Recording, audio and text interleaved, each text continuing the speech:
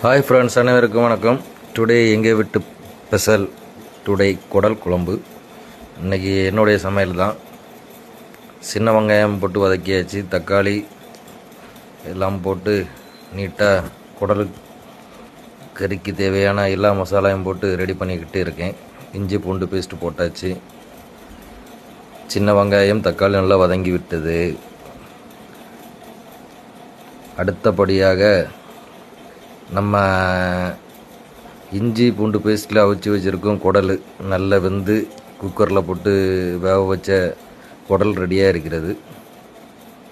இதை அந்த சின்ன வெங்காயம் தக்காளி வதக்குனா கூட சேர்த்தாச்சு. இப்போ வாசனை கொஞ்சம் பயங்கரமாக இருக்குது. இது ரொம்ப நாளுக்கு அப்புறம் நான் சமையல் பண்ணேன். பரவாயில்ல, நல்லாயிருக்கும். மசாலாலாம் போட்டாச்சு. அது வேக வேக அதோட கலரை மாறிக்கிட்டே இருக்குது.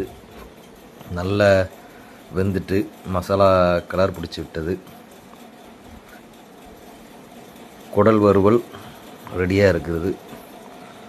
அப்புறம் மல்லிக்கீரை எல்லாம் போட்டு ரெடி பண்ணி சமையலை முடிச்சிட்டேன் ஒரு வழியாக. டுடே ஸ்பெஷல் எங்கள் வீட்டு குடல் கறி ரெடி. மக்களே வணக்கம்.